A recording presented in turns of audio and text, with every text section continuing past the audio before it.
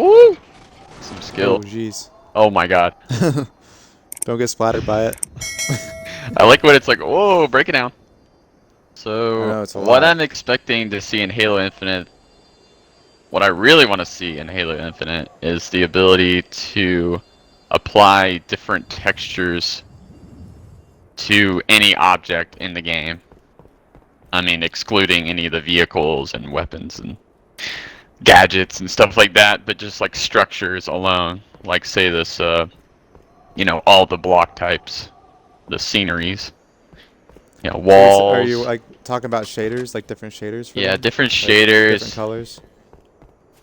Yeah, different colors, but mainly just textures. Because we have all these assets for different wall textures, like, that are within the campaign and stuff like that, that they can just grab from and just slap it on a ramp, slap it on a wall, and you could be able to scale it and,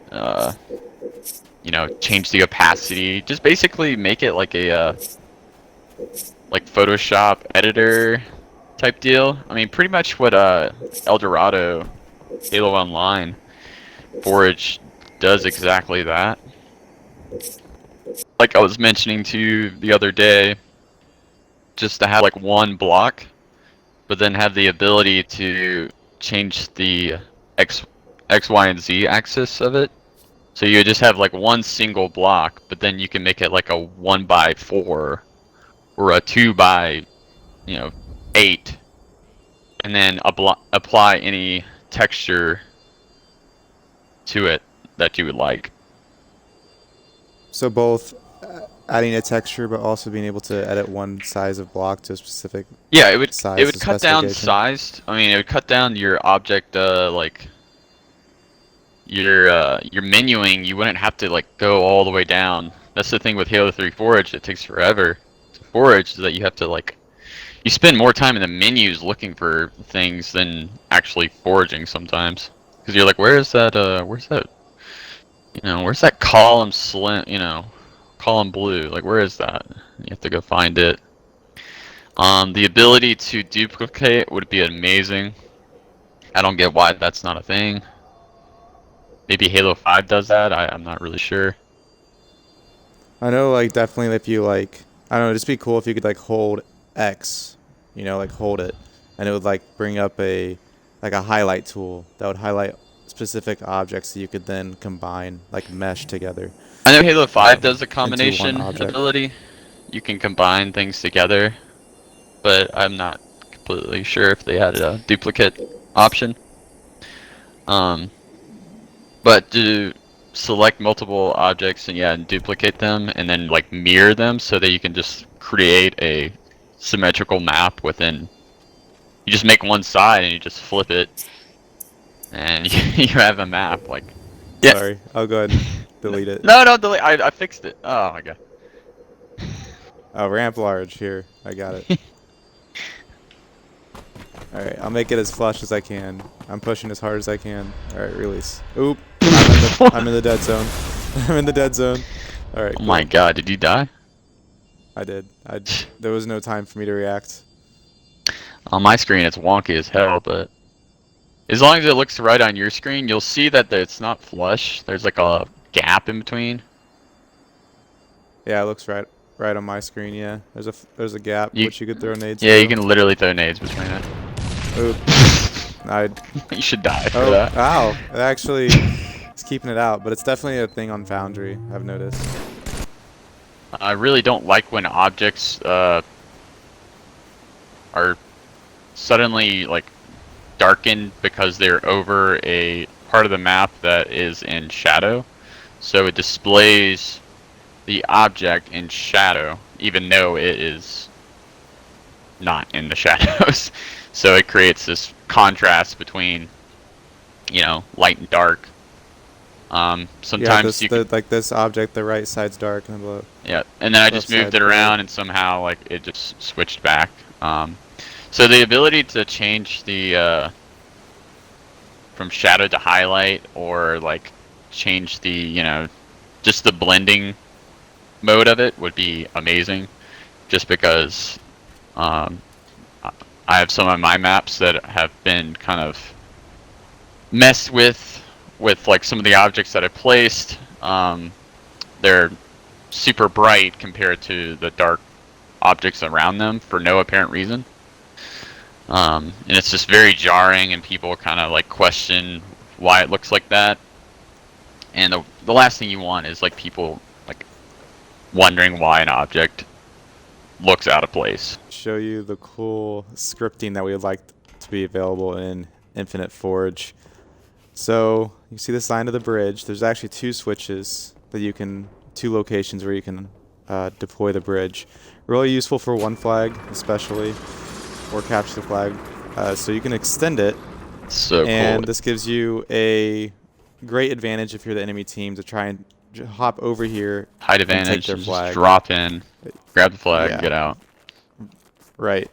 And there's another location on the bottom here. Yeah. It's really funny because Garrett knew about this location and I knew about the other location. But there's a location here you can press the button as well. Really kind of stupid if you're this team and you decide to open the bridge. But it's a really cool option available, and it really adds a lot of dynamic to the map. Yeah. What Garrett and I were mentioning earlier was it'd be cool if you could be like Agile and Resolution in the campaign, Halo Infinite campaign, where he's like, hold up, I'll start the bridge for you, and the weapon does that as well. But I think it'd be just cool if you could do that yourself as a player in a map. Just basically press the button and you can unlock a light bridge across the map. I'm really surprised Infinite didn't take advantage of that in any of their standard maps yet. Yeah. That'd be a really cool feature that I think everyone would love. It would look cool, and it's pretty easy to make. I mean, it would just be like two textures for the bridge itself, like one side and the other side, and then just like duplicate it until it gets across. Like it's not a complicated thing to do.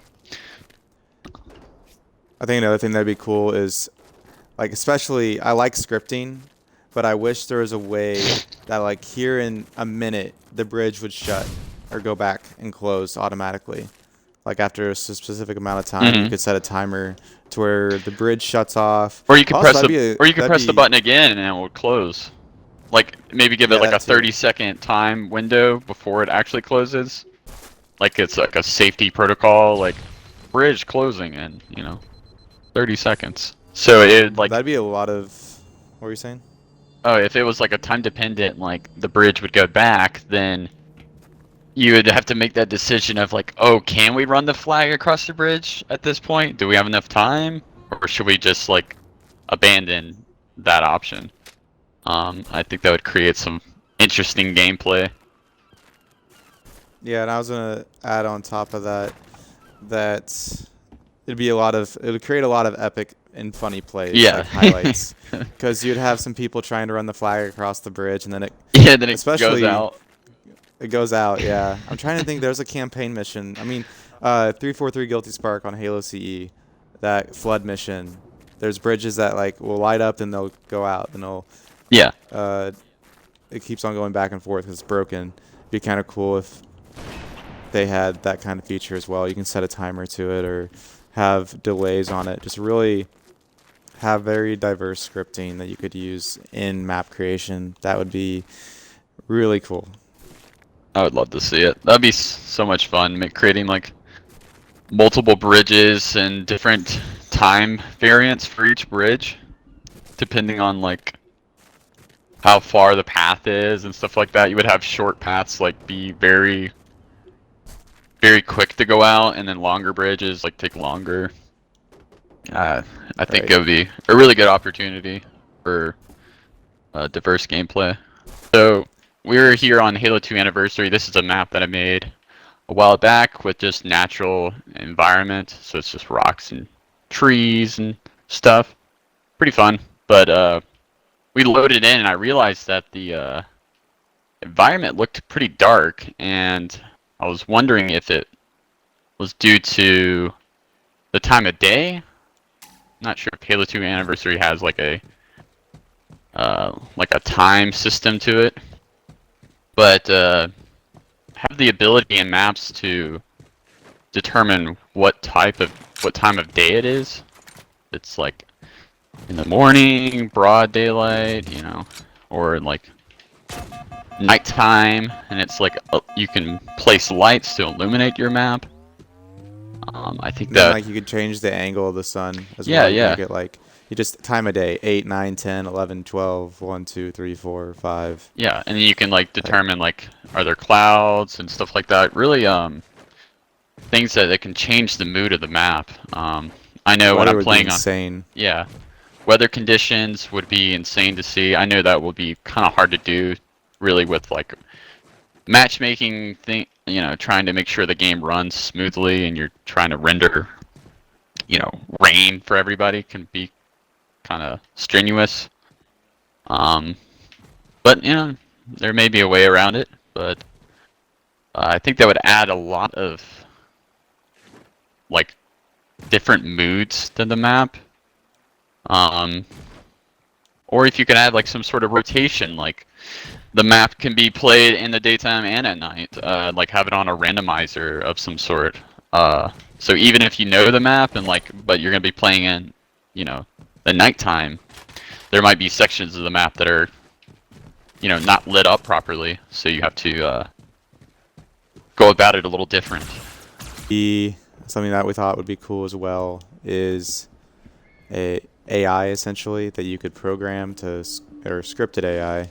You could program or spawn in, and they will have the same exact AI traits as they do in campaign. You can edit the difficulty to see like how efficient they are at shooting, or how great they are at dodging.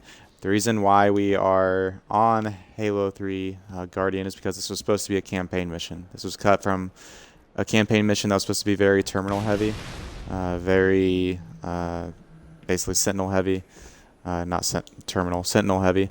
And this map, basically, you're supposed to start here. If you look at Rejected Shotgun's video, he does a really good example of this. He added a new terminal that was supposed to be in the game, but they deleted it. But yeah, you come up this ramp and you can fight some big, like a boss here, or some enemies here. It'd be nice if you could just have enemy AI spawn points here. You can set timers to how much they respawn, how many spawn, or just be able to edit scripted AI and have them fight you on a map. It's It'd like be cool. You could have like mini campaign missions, and it would take away needing mod tools in order to do this. Like right now, I can't do this because all I have is a Series X. But if I had a PC like Gawrit, I'd have to download all these mod tools to be able to do this. And this would just open it up to the player, to more players, and not require a PC for it. yeah, it would be basically creating, yeah, like AI bots. Like they already have bots in the game. They just need to like implicate the, you know, animations for all of the AI into a matchmaking setting. Would be wait, would they make a matchmaking playlist for that? That'd be kind of interesting.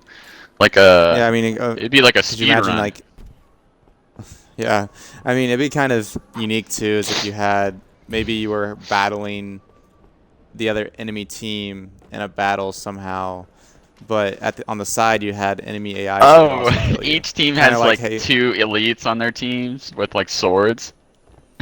yeah, that you could have that. The possibilities are endless here. But another thing I'd like to mention, because they did it in Halo 5 with their, gosh, I'm having a brain fart here. Their huge mode, big team battle mode that they had. Do you remember the name of it? I'm actually drawing a blank. No, I'm not familiar. It wasn't Invasion, but it was they had Warzone. That's what it's called. It was Warzone, Halo 5 Warzone, and essentially what they did is they had AI Marines that would guard your base, and you could die by them. They were pretty stubborn and dumb when it came to fighting them. They were pretty easy to kill, but I have died by them before because I've been like one shot and I went into the base and then they killed me. It'd be cool if they had enemy AI that was very similar to that situation. Yeah, that'd be actually really fun. Setting a couple suicide grunts inside your base and then have a jackal sniper on the top of your base. It'd just be a very cool dynamic. And like maybe if they add playable elites, this would make more sense. But even if you don't have playable elites, you can make like custom campaign missions for yourself, which I think that'd just be cool. And all you have to do to restart the round is just restart round, and then all the people would spawn back, and Yeah, you could literally make speedrunning challenges out of specific maps if you wanted to. that'd be But, really fun, actually. yeah. What if So that was something. That was something else I thought would be cool. what if it's like a 1v1 playlist, but you have a set limit of AI, and you build your own army, and then you go into matchmaking and see if you can beat the other. Like, it's another Spartan versus Spartan, but they have like their team of AI. That'd actually be pretty cool because you could like you have a specific budget that you could Yeah, use you for just your have a army. budget, so it becomes like Halo Wars in a way. Strategy. Yeah. It's like Halo Wars, but first-person shooter. Sweet. I like that idea. That's another cool idea. All these are, of course, are ideas that it'd probably be hard. I mean, I don't think it'd be that hard to implement AI into the game just because they already have it in the campaign. They just got to copy it over. But having it as a multiplayer playlist would actually be you can make it ranked even. Like Yeah, who's really smart at making armies that fight each other. Again, this is all. I mean, if this is going to be a 10-year game like they're saying, I mean they if have they're time. delaying it this much, like we might as well, include some crazy ideas, because Yeah, might as well. They have 10 years, right? or the ability to switch different game types within one game would be great. Currently, you have to like load up the map in a specific game type to place those spawns, like for the starting spawns. If you could just have that in the menu, that you just like switch the game type and then, and then make the adjustments there.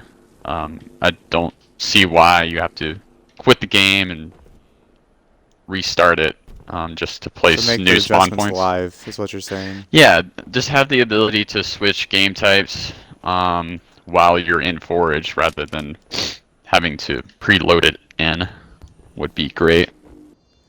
All right, Body's cool. not So this good, is the but topic. This is the topic I was thinking of.